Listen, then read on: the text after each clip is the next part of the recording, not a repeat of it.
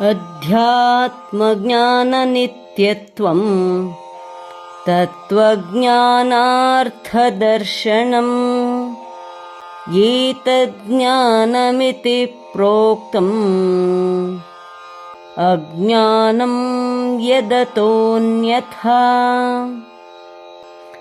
Steadfast in self-knowledge, absolute clarity about the real nature of the self.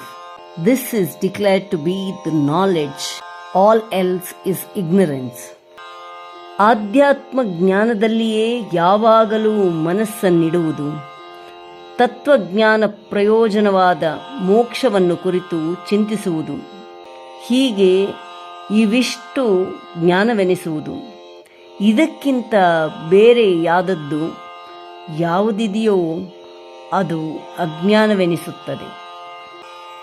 ಅಧ್ಯಾತ್ಮಜ್ಞಾನನಿತ್ಯತ್ವಂ ಅಧ್ಯಾತ್ಮಜ್ಞಾನನಿತ್ಯತ್ವಂ ಅಧ್ಯಾತ್ಮಜ್ಞಾನನಿತ್ಯತ್ವಂ ತತ್ವಜ್ಞಾನಾರ್ಥದರ್ಶನಂ ತತ್ವಜ್ಞಾನಾರ್ಥದರ್ಶನಂ ತತ್ವಜ್ಞಾನಾರ್ಥದರ್ಶನಂ.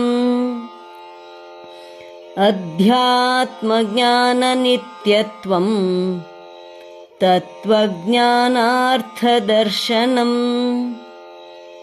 ಅಧ್ಯಾತ್ಮಜ್ಞಾನನಿತ್ಯತ್ವಂ ತತ್ವಜ್ಞಾನಾರ್ಥದರ್ಶನಂ ಅಧ್ಯಾತ್ಮಜ್ಞಾನನಿತ್ಯತ್ವಂ ತತ್ವಜ್ಞಾನಾರ್ಥದರ್ಶನಂ.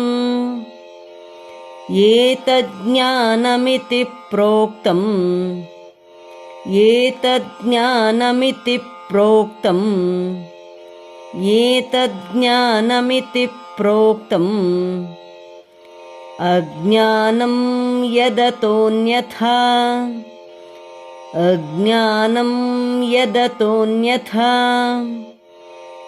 ಅಜ್ಞಾನಂ ಯದತೋನ್ಯಥಾ. ಏತಜ್ಜ್ಞಾನಮಿತಿ ಪ್ರೋಕ್ತಂ ಅಜ್ಞಾನಂ ಯದತೋನ್ಯಥಾ ಏತಜ್ಜ್ಞಾನಮಿತಿ ಪ್ರೋಕ್ತಂ ಅಜ್ಞಾನಂ ಯದತೋನ್ಯಥಾ ಏತಜ್ಜ್ಞಾನಮಿತಿ ಪ್ರೋಕ್ತಂ ಅಜ್ಞಾನಂ ಯದತೋನ್ಯಥಾ.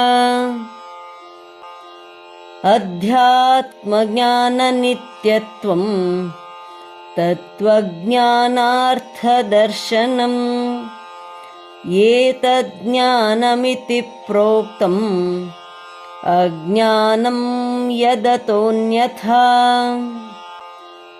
ಅಧ್ಯಾತ್ಮಜ್ಞಾನನಿತ್ಯತ್ವಂ ತತ್ವಜ್ಞಾನಾರ್ಥದರ್ಶನಂ ಏತಜ್ಜ್ಞಾನಮಿತಿ ಪ್ರೋಕ್ತಂ ಅಜ್ಞಾನಂ ಯದತೋನ್ಯಥಾ.